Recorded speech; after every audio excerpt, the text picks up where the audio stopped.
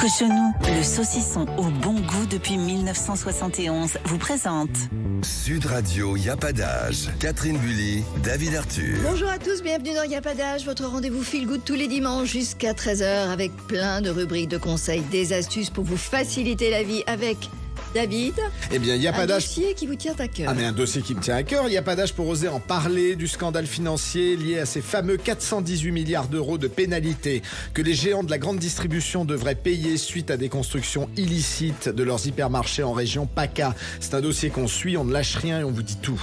Il n'y a pas d'âge pour comprendre pourquoi quand un enfant est retiré à ses parents pour être placé, eh bien les services sociaux deviennent hors la loi en faisant tout ce qu'ils peuvent pour que les grands-parents n'obtiennent pas la garde. Il n'y a pas d'âge pour dire au revoir en musique à l'année 2023 qui fut riche en événements et en rebondissements. Les deux chanteuses lyriques du groupe Diva, Flore Phillis et Marie Menant, chanteront en live pour nous. Et c'est incroyable, il n'y a pas d'âge pour s'amuser et se faire des copains avec le Club Colette qui propose des activités gratuites partout en France pour les plus de 60 ans. Sa cofondatrice sera avec nous pour vous le faire découvrir. Il n'y a pas d'âge pour être en forme, la marche, vous connaissez ? Bien sûr. Eh bien, on va vous expliquer comment en faire votre meilleur atout santé pour vivre longtemps avec une forme olympique.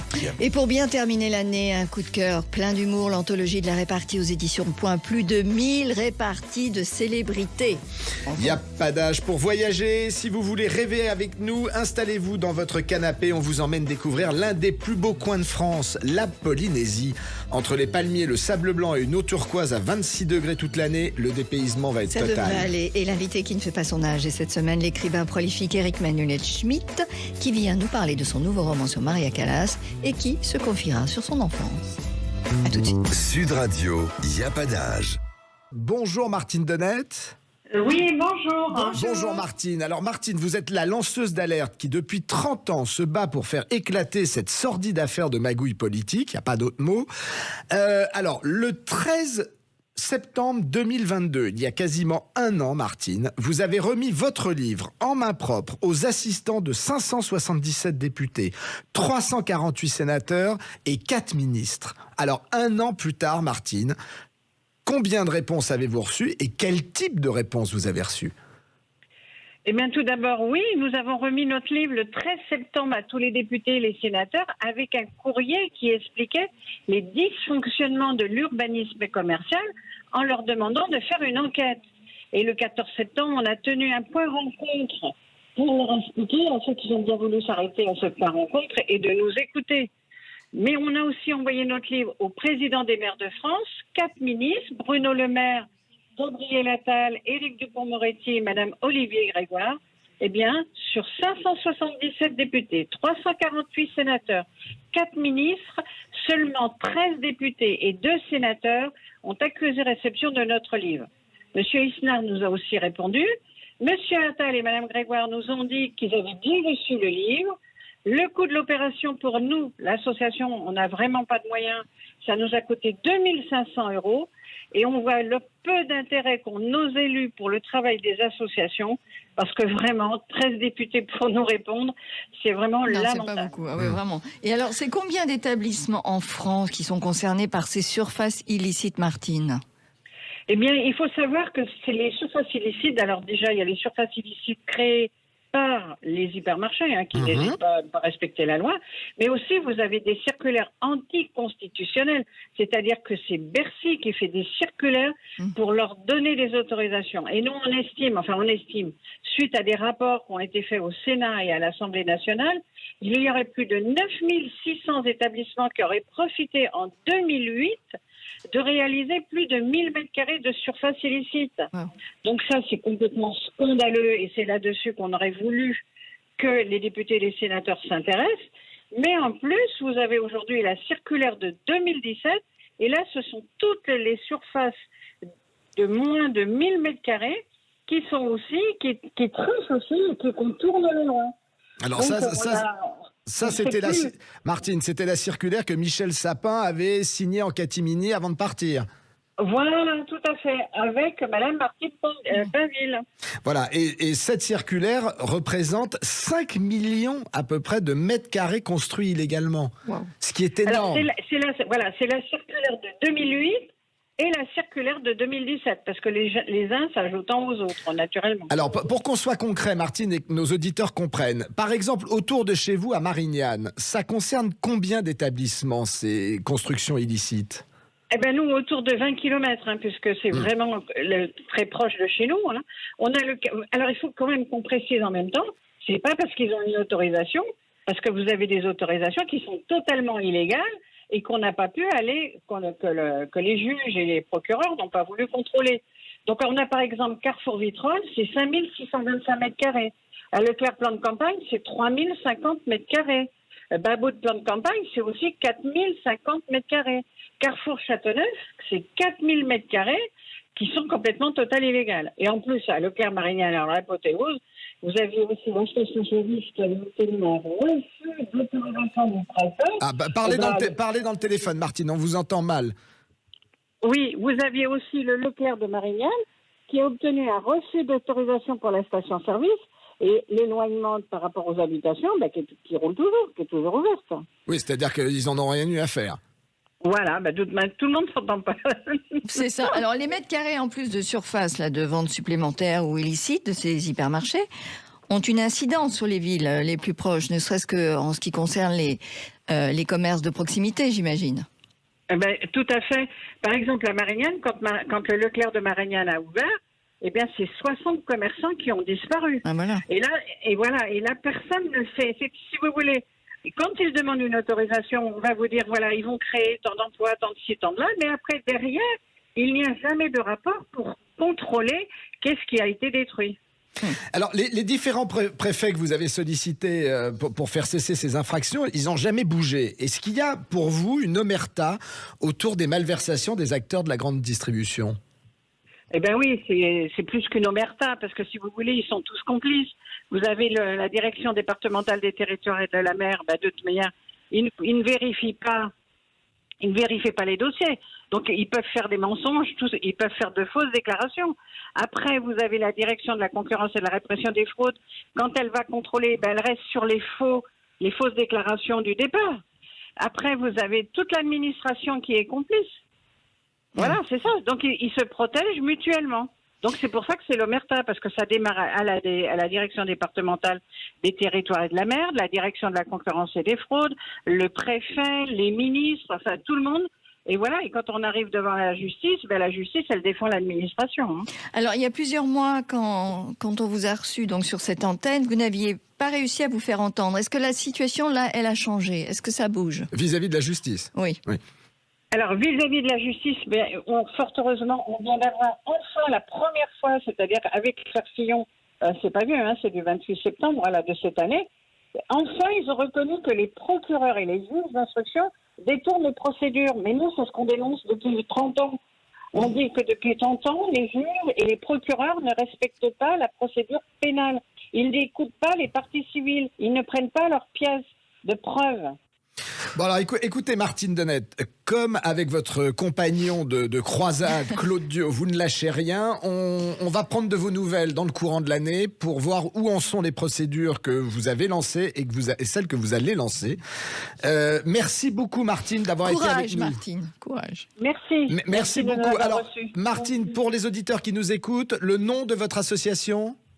C'est en toute franchise, au singulier. En toute franchise. Merci beaucoup et rappelons que ces 418 milliards d'euros permettraient effectivement d'avoir en France des retraites confortables pour tout le monde, de combler 30 fois le trou de la sécurité sociale ou d'annuler 5 années d'impôt sur le revenu, ce qui est énorme. Nous sommes ensemble jusqu'à 13h et dans un instant dans Il n'y a pas d'âge pour comprendre pourquoi, quand un enfant est retiré à ses parents pour être placé, les services sociaux deviennent hors la loi en faisant tout ce qu'ils peuvent pour que les grands-parents n'aient pas cette garde. Et nous vous ferons entendre le coup de chapeau à l'année 2023 que nous avons donné ce matin en musique avec le groupe des Divas dans la matinale de Sud Radio. À tout de suite. C'était magnifique. Sud Radio, y a pas d'âge. Catherine Bully, David Arthur. Bienvenue si vous venez de nous rejoindre et merci d'être avec nous dans Y a pas d'âge comme chaque dimanche entre midi et 13h sur Sud Radio. Dans un instant, Y a pas d'âge pour dire au revoir en musique à l'année 2023 qui fut riche en événements et rebondissements. Les deux chanteuses lyriques du groupe Diva, Flore Phillis et Marie Menange chanteront en live pour nous. Mais tout de suite, un sujet plus grave dans Y a pas d'âge pour comprendre pourquoi quand un enfant est retiré à ses parents pour être placé, eh bien les services sociaux deviennent hors la loi et font tout ce qu'ils peuvent pour que les grands-parents n'aient pas cette garde. Bonjour Jocelyne. Bonjour David. Bonjour. Alors Jocelyne Jontarelli, comment expliquez-vous que les enfants ne soient pas confiés aux grands-parents et qu'est-ce qu'on leur reproche à ces grands-parents pour leur refuser de s'occuper de leurs petits-enfants ?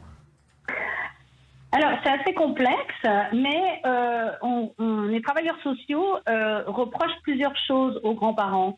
Souvent d'être trop impliqués dans l'histoire de leurs petits-enfants, alors que ceux-ci même sont, dès le plus jeune âge, présents dans la vie de leurs petits-enfants.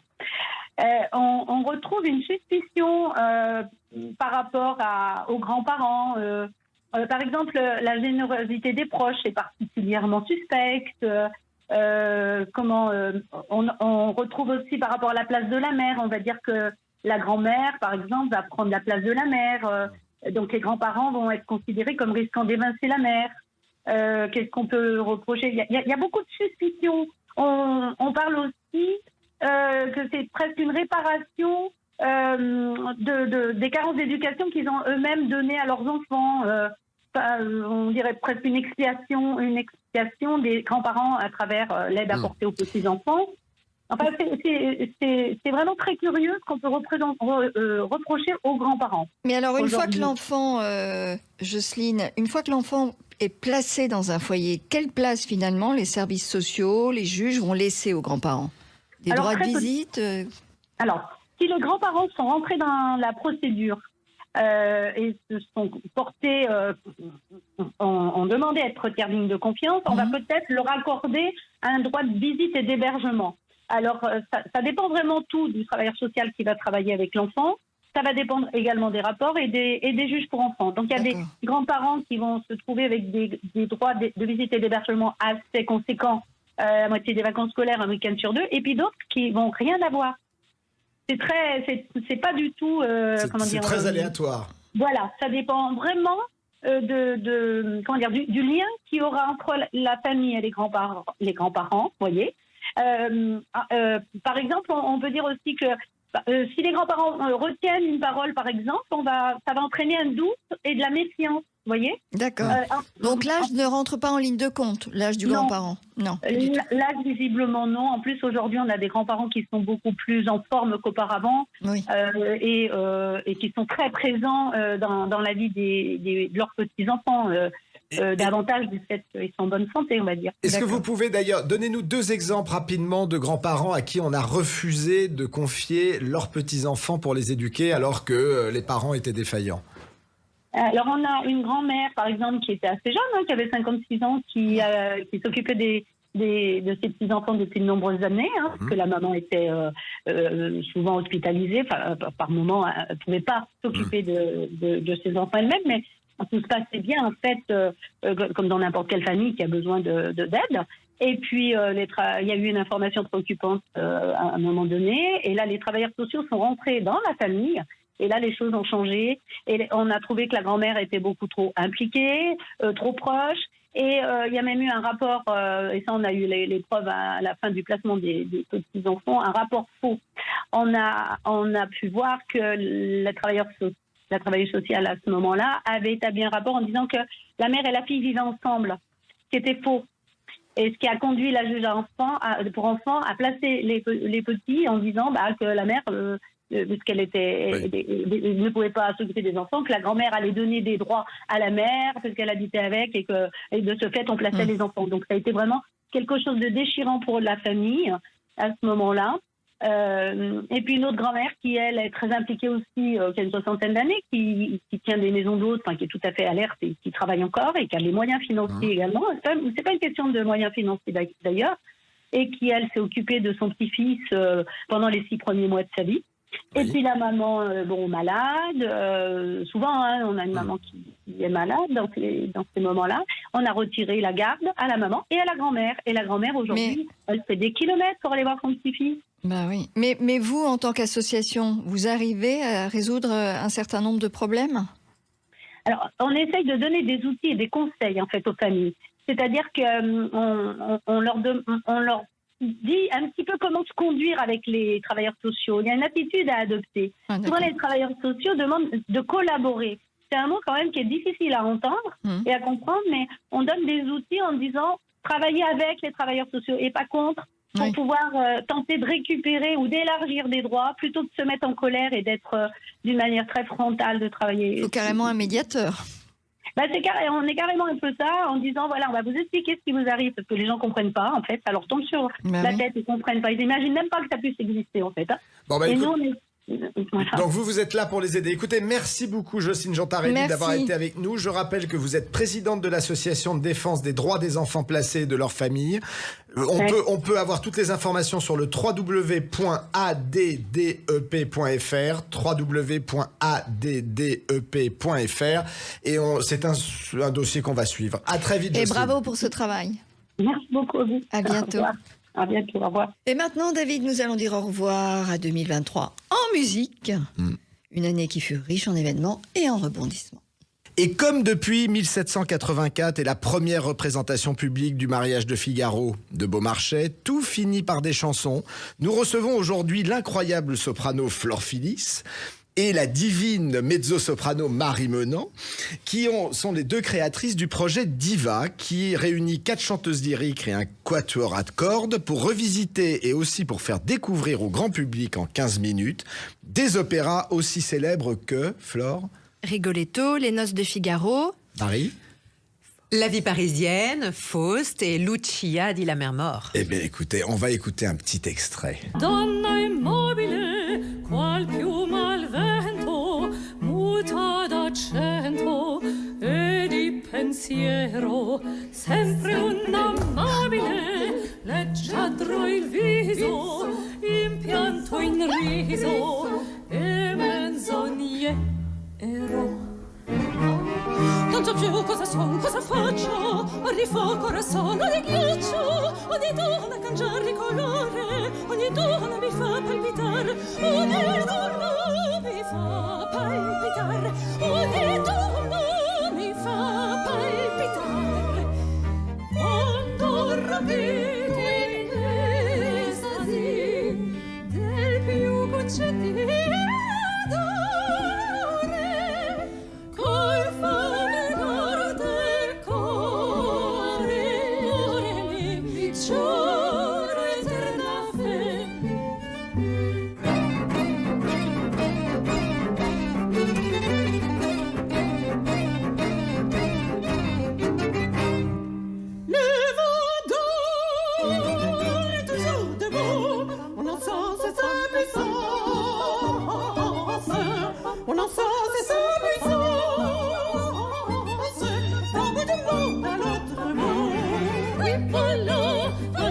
parisienne, voilà, voilà, voilà, voilà, le bonheur est là. Oui, voilà la vie parisienne, du plaisir à perte d'haleine. Oui, voilà la vie parisienne, voilà, voilà, voilà, voilà, le bonheur est là.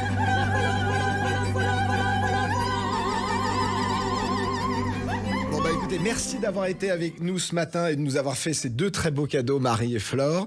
Si ce soir vous êtes seul ou qu'avant votre réveillon, vous avez envie en famille de vivre un moment extraordinaire, elles sont 4. Elles sont exubérantes, elles ont des voix divines, elles ont un quatuor à cordes qui les accompagne, un metteur en scène de talent, on va la nommer Manon Savary. Une metteur en scène. Une metteuse, on me dit, mais c'est pas très beau. Et elles revisitent 5 opéras en 80 minutes et elles sont pour les 2 dernières fois sur la scène de la Nouvelle Ève à Paris. Aujourd'hui, dimanche 31 décembre, elles sont à 16h et à 20h. Courez-y, c'est vraiment génial et vous serez en tournée à partir de septembre prochain dans toute la France, mais ça vous reviendrez dans l'émission. Donc voilà, donc foncez voir le spectacle Diva Opus 2. Il n'y a pas de meilleure manière pour commencer cette soirée de réveillon et dire au revoir à 2023. Nous sommes ensemble jusqu'à 13h et dans un instant dans Yapadage pour s'amuser et se faire des copains avec le club Colette qui propose des activités gratuites partout en France pour les plus de 60 ans. Et pour bien terminer l'année, nous vous ferons découvrir notre coup de cœur plein d'humour, l'anthologie de la répartie aux éditions Point. Un livre qui contient plus de 1000 réparties de célébrités et certaines ne sont pas piquées des vers. Sud Radio, y a pas d'âge. Catherine Bully, David Arthur. Bienvenue si vous venez de nous rejoindre et merci d'être avec nous dans Y a pas d'âge comme chaque dimanche jusqu'à 13h. Dans un instant, pour bien terminer l'année, nous vous ferons découvrir notre coup de cœur plein d'humour, l'anthologie de la répartie. Un livre génial qui contient plus de 1000 réparties de célébrités et attention, certaines ne sont pas piquées des vers. Mais auparavant, pour s'entraider et rire, nous allons découvrir une belle initiative pour se faire des amis, sortir et tordre le cou à la solitude. Il s'agit du Club Colette. Bonjour Justine. Bonjour. Bonjour. Alors Justine, quels sont les 2 axes que votre club propose à ses membres de plus de 60 ans ? Oui, alors Colette, en effet, on propose 2 services. Le club d'activité dont vous avez parlé, mais aussi la cohabitation entre générations. C'est là que tout a commencé, en fait, en développant ce service. Et alors, comment fonctionne le service de cohabitation intergénérationnelle, justement, que vous avez ouvert en 2020, je le rappelle ? Oui, absolument. Alors, le service de cohabitation entre générations, donc pour rappeler, on aide les jeunes de moins de 30 ans à s'installer chez des hôtes de 60 ans et plus qui ont une chambre libre à louer chez eux.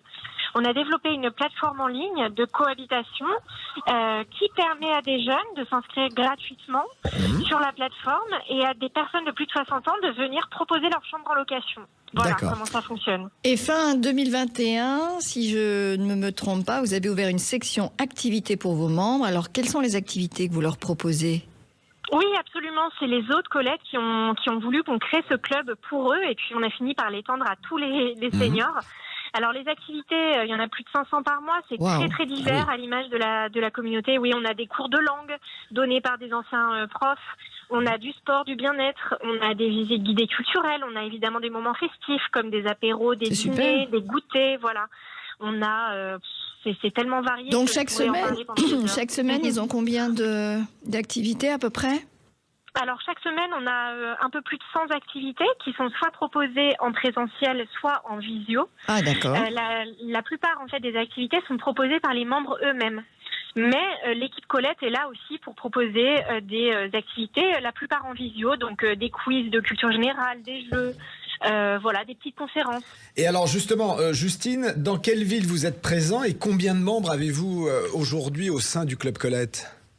Oui, alors aujourd'hui, on a plus de 25 000 membres dans plusieurs endroits, donc Paris, l'Île-de-France, Lyon, Bordeaux et Nice et Marseille. Voilà. Après, il n'y a pas de zone limitée, mais c'est vrai que pour tout ce qui est activité en présentiel, on est sur ces zones-là. Et pour tout ce qui est visio, bien sûr, d'où que vous soyez en France, vous pouvez y assister. Et l'adhésion au club, Colette, elle a un coût ? Alors c'est 100% gratuit. Il y a parfois des activités qui sont payantes, auquel cas il faut régler au moment de l'activité de la main à la main. Okay. Mais le club est 100% gratuit. Bon, eh bien, écoutez, merci beaucoup Justine Renaudet. Très sympa. Grâce à vous et au Club Colette, on n'a plus vraiment de raison de rester seul chez soi. Et puis on se reparlera un peu plus tard dans la saison pour parler de la cohabitation intergénérationnelle parce que c'est vraiment une très très belle initiative. Ouais, tout à fait. Il faut s'inscrire, le site. Alors, il faut s'inscrire sur www.leclub.colette.club. Donc www.leclub.colette.club. Voilà. Et alors moi qui suis allé parcourir la page Facebook du Club Colette, je vois que vraiment j'ai vu que vous offrez au travers de toutes vos activités et cohabitations, mais alors du bonheur, de la convivialité à vos membres, c'est voilà, ça respire le bonheur. Besoin, absolument. Donc, bravo pour cette idée, Merci Justine. Merci beaucoup, à bientôt. À bientôt. Mais tout de suite, parce qu'il va falloir commencer l'année en beauté pour être en forme, on va vous expliquer comment faire de la marche votre meilleur atout santé pour vivre longtemps avec une forme olympique. Ariane ? Bonjour à tous. Je vais vous dire, il faut marcher. Il faut marcher. Alors, il faut marcher. Bon, alors Ariane, pourquoi la marche est-elle si extraordinaire pour la santé ? Et si on n'a pas pratiqué de sport depuis longtemps, est-ce qu'on peut s'y mettre facilement ? Pas de souci. Ce qui est formidable dans la marche, c'est qu'elle est accessible à tous. Il n'y a pas de risque. C'est un mouvement naturel et vous n'avez pas besoin de prendre de cours. Donc, c'est impeccable. On peut la pratiquer partout, à n'importe quel moment. Et vous, en fait, vous l'adaptez à l'intensité, à votre fatigue ou pas. Ça s'adapte complètement. Donc, c'est un truc formidable. Vous n'avez pas besoin de matériel. Où vous allez, vous marchez. L'important, c'est de marcher souvent. Et surtout, si vous marchez trop vite, il faut faire attention de ne pas vous essouffler. Pour ça, il faut toujours pouvoir parler normalement quand vous marchez vite. Alors, on dit qu'il faut faire 10 000 pas par jour. C'est vrai ou pas, ça, pour que Alors, ce soit il n'y a efficace? rien de scientifique autour de ça. Parce qu'on dit aussi qu'il faut un minimum de 5 000 pas par jour pour les femmes de plus de 60 ans pour diminuer de 40% le risque de mortalité en 5 ans. Donc il y a beaucoup de choses qui sont dites. Non, l'important, ce que disent les médecins, c'est une demi-heure à 3/4 d'heure, entre 3 et 5 fois par semaine. Et si c'est tous les jours, c'est encore mieux. Alors, vous pouvez faire des petits marcher par exemple un quart d'heure, et puis vous allez au bureau, puis vous remarchez une demi-heure après. On peut, si vous voulez, cumuler. L'objectif, c'est de marcher le plus souvent possible et d'augmenter le rythme. Voilà, c'est tout. Et alors, avec ça, vous êtes en forme. Alors concrètement, Ariane, quels sont les bénéfices de la marche, aussi bien sur le plan moral que sur le plan physique? Alors, d'abord, c'est très important. Marcher, ça rend heureux. Ah. Alors, c'est déjà bien. C'est-à-dire que vous allez sécréter ce qu'on appelle des endorphines, c'est l'hormone du bonheur. Et là, vous vous détendez, vous êtes déstressé. Pour les gens qui sont déprimés, c'est excellent. Et ça, c'est vraiment très bien. Non, mais vous avez bien vu quand vous marchez. Vous n'avez pas vu comme vous avez l'impression que vous avez la tête qui part, vous réfléchissez. Moi, je trouve ça formidable. Alors ensuite, autre avantage, ça fait maigrir. Donc ça aussi, c'est pas énormément, mais dans tous les programmes d'amaigrissement, on vous dit qu'il faut marcher tous les jours. C'est surtout bon pour le souffle quand même. C'est aussi pour le souffle, c'est contre les maladies, toutes les maladies cardiovasculaires, insuffisance coronarienne, hypertension artérielle, système veineux défaillant, tout ça c'est important. Et ça muscle aussi, parce que l'esthétique c'est important. Ça muscle, ça vous diminue les risques d'infarctus, les risques de diabète, et alors ça vous muscle. Le bas bien entendu, mais aussi le haut, les bras. Si vous prenez des haltères, c'est encore mieux, vous vous musclez encore plus. Ah oui, donc on peut faire des petits mouvements d'haltères. Oui, et vous pouvez vous mettre des petites haltères aux chevilles. Ah, très bien. Vous voyez, si ça vous êtes... très bien, non, ça c'est très bien. Difficile. Alors justement, est-ce qu'il y a une position idéale pour marcher? Parce que tout le monde... Une posture, oui, il faut quand même tout le monde pense savoir marcher. Il faut se tenir bien droit. Bon, il faut que les bras soient fléchis, comme ça, et vous faites ça, parce qu'il faut que les bras bougent quand même. Donc on ramène les bras vers les épaules. Comme ça, quand vous marchez. Oui. D'accord, je ne vais pas vous... Le va-et-vient, d'accord. Bon, et vous ouvrez bien votre cage thoracique, vous serrez les fesses, vous rentrez le ventre, et vous respirez bien en ouvrant bien la cage thoracique, et vous vous concentrez sur votre respiration. Enfin, moi, j'ai entendu un truc, si on marche souvent, on vit plus longtemps. Ça, bien sûr, bien sûr. Ça, c'est la phrase. Ça marche à tous les coups. À tous les coups. Donc ça augmente l'espérance de vie, la marche. Ah oui, bien sûr. Si vous voulez, surtout une marche rapide, on sait que ça diminue de 20% le risque de décès global avec une marche lente. Une marche à peu près rapide, c'est 24% la diminution de risque. Et ce serait d'autant plus vrai chez les personnes âgées entre 70 et 90 ans. Donc vous avez tout bénef. Hein. Et en plus, ça lutte contre le déclin cérébral. Il y a tout à gagner, à tous les âges. À tous les âges. Et il y a une marche qui est plus utile qu'une autre, enfin plus sportive qu'une autre. Il y a des marches sportives. Là, je vous ai dit le walking comme ça avec les poids. Sinon, il y a la marche afghane, qui est très particulière, mais qui est une marche de méditation aussi et qui est très rapide. Bon. Et la marche avec de la respiration. Parce qu'il y a des gens qui marchent en ayant une respiration adaptée. C'est ça. Alors la marche afghane, c'est ça. C'est-à-dire que vous inspirez sur tant de pas, vous bloquez sur un pas et vous expirez sur 4 pas. C'est très efficace. Et c'est très très efficace. Et quand on marche en ville, est-ce que la pollution est néfaste ou est-ce que finalement, en marchant, on n'ouvre pas suffisamment nos poumons pour que la pollution vienne nous... Vous polluez autant en marchant ou pas en marchant. Donc on marche. Et surtout, je voulais vous dire sur la pollution, vous polluez autant à l'extérieur qu'à l'intérieur des appartements. Hein. Voilà. Donc, il faut marcher. Écoutez, merci beaucoup Ariane. Nous partons marcher en compagnie d'Ariane et de Catherine. Voilà, je vous recommande la marche, vraiment. Mais vous savez ce que je faisais? Alors, j'ai pas redémarré, mais partir de chez moi, je prenais un point, une destination, et 10 km le samedi matin, à 5h30, 6h. Je faisais ça l'année dernière. Et en fait, on découvre Paris, on a Paris à ses pieds, c'est formidable. Et là, pour le coup, tu respires plus sainement parce que tu as moins de voitures. Et franchement, c'est tout bénef et c'est magnifique. Et on se sent super bien. Et c'est valable aussi à Strasbourg, à Pau et partout en France si vous nous écoutez. Marchez. Exactement. À très vite, Ariane. Alors, et maintenant, Catherine, je crois qu'il est temps que vous nous fassiez découvrir votre coup de cœur de la semaine. Oui, un coup de cœur qui va beaucoup vous amuser. J'aimerais vous faire découvrir un ouvrage qui fut l'un des succès de librairie cette année, l'anthologie de la répartie. Ça vous va bien, ça. Tous les les jours, nous avons 1001 occasions de clouer le bec à notre interlocuteur en lui sortant la phrase qui va le laisser muet.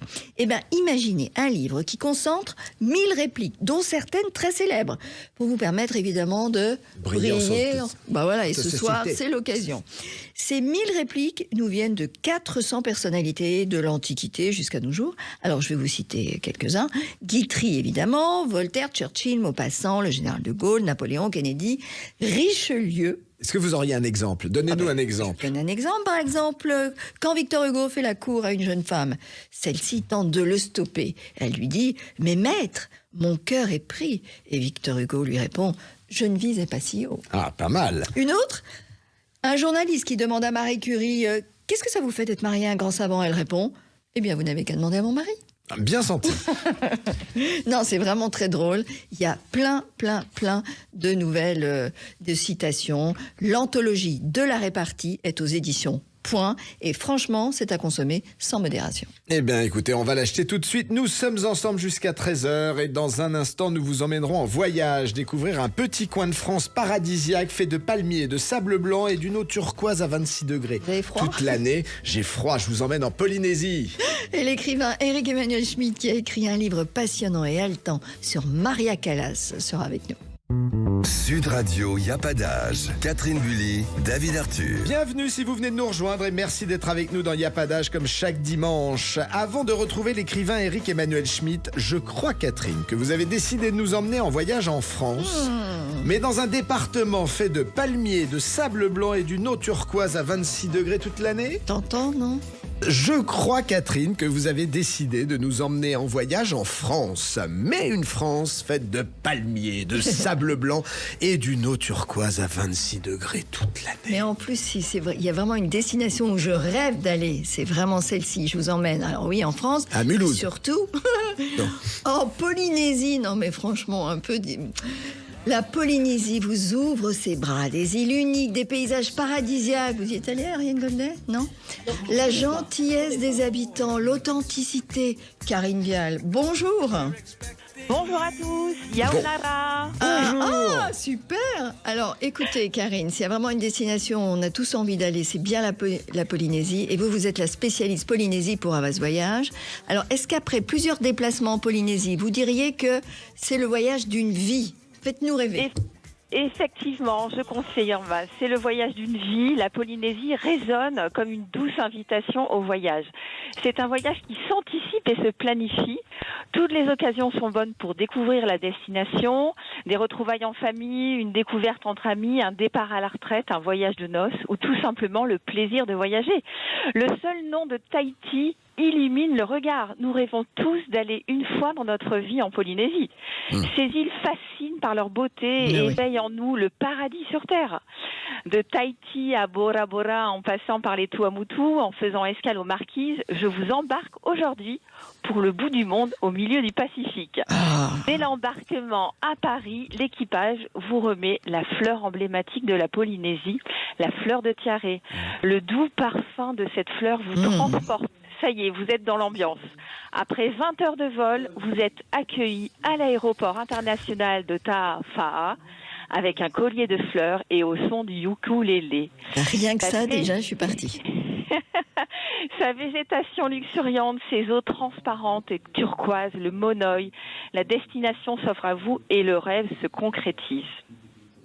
Et alors, Karine, est-ce que c'est un voyage qui nous emmène les pieds dans le sable au bord de l'eau ou est-ce qu'il y a des choses à visiter, à voir pour les plus curieux ?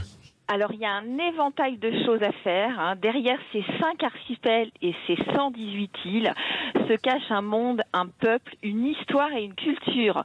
Découvrir la Polynésie, c'est vivre des émotions à chaque instant. Les Polynésiens sont accueillants, adorables.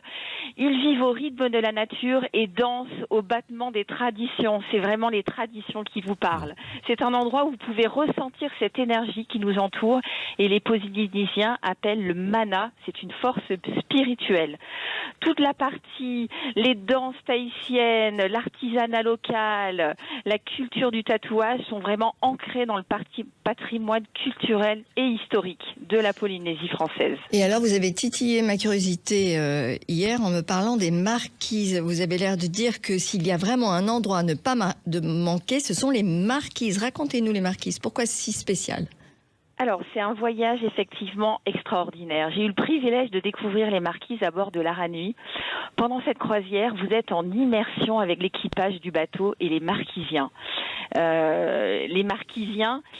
Découvrir les marquises, c'est découvrir une beauté naturelle sauvage et intacte, vraiment préservée. Imaginez-vous au milieu du Pacifique et devant vous des montagnes, du relief et une végétation luxuriante. Il y a des forêts de cocotiers, c'est juste éblouissant. Lors de ce voyage, j'ai vraiment eu l'impression de rentrer dans les entrailles de la Terre. Ah oui. J'en garde un souvenir mémorable. Eh bien, écoutez, merci beaucoup, Karine Vial, de nous avoir emmenés en Polynésie, de nous avoir fait voyager, d'avoir partagé toute cette authenticité avec nous. Si jamais vous êtes séduit par ce que vient de dire Karine, vous pouvez la joindre chez Havas Voyage et puis vous occuperez de tout pour nos auditeurs, Karine, s'ils veulent y aller. Et bien sûr, c'est vraiment une expérience incroyable, fantastique. Tous les hébergements vous permettent de combiner à des budgets vraiment très corrects, aussi bien des pensions de famille, une expérience sur un bungalow sur pilotis. Ça, c'est bien. Alors, on vous appelle et vous occupez de tout pour tout le monde. Merci Karine. Merci Karine. À bientôt, merci. Et comme tous les dimanches sur Sud Radio, pour conclure l'émission, nous avons l'immense plaisir de recevoir notre invité spécial. Il s'agit de l'écrivain Éric Emmanuel Schmitt, qui vient nous parler de son dernier roman, La Rivale, aux éditions Albin Michel. Un récit exquis, irrévérencieux, riche d'anecdotes, savoureuses sur le monde de l'opéra. Bonjour Éric Emmanuel Schmitt. Bonjour. Bonjour. Alors, Éric Emmanuel, est-ce que vous pouvez nous raconter le point d'entrée de votre livre et nous dire où vous nous emmenez en voyage ? Eh bien, le héros, Enzo, qui est un jeune homme d'aujourd'hui, est guide pour les touristes à Milan et fait pénétrer un groupe de touristes français à la Scala de Milan, le grand opéra de Milan. Et bien sûr, il évoque les fantômes fameux qui ont peuplé la Scala, et le plus grand de ces fantômes, c'est Maria Callas. Et là, il y a une vieille dame installée au milieu des rangées qui dit non, pas du tout. Il y avait 20 chanteuses qui chantaient mieux qu'elle. C'est complètement surfait, etc. Donc mon jeune guide s'étonne et il lui demande mais qui êtes-vous ? Et elle dit j'étais la rivale de Maria Callas. Et à partir de là, ce jeune garçon va se passionner pour cette vieille dame qui prétend avoir été la rivale de Maria Callas, tombée dans l'ombre, dans l'oubli, à cause de Maria Callas. Alors, et on va remonter le temps. Alors, on sait de quoi les femmes sont capables, Éric Emmanuel Schmitt. Est-ce que justement, c'est cette rivalité entre Maria Callas et Carlotta, l'élément déclencheur, c'est ce qui vous a inspiré pour écrire cette histoire ? Oui, j'avais envie de dire deux choses. J'avais envie de parler de la rivalité, d'abord, parce qu'il y a des gens qui ont besoin d'avoir des rivaux pour pouvoir faire quelque chose. Alors ça, c'est positif, parce que c'est la rivalité qui leur permet de grandir. Soit c'est négatif, c'est pour expliquer leur échec. Et dans ce cas-là, le cas de Carlotta Berluni, c'est plutôt négatif. C'est-à-dire que Callas est le principe d'explication qui fait qu'elle n'a pas été, elle, la grande cantatrice qu'elle était censée être.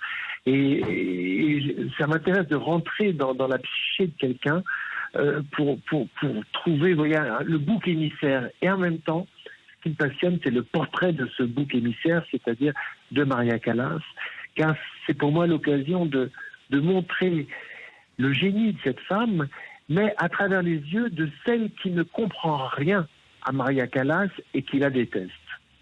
Alors, vous dites souvent « j'aime plus la musique qu'elle ne m'aime ».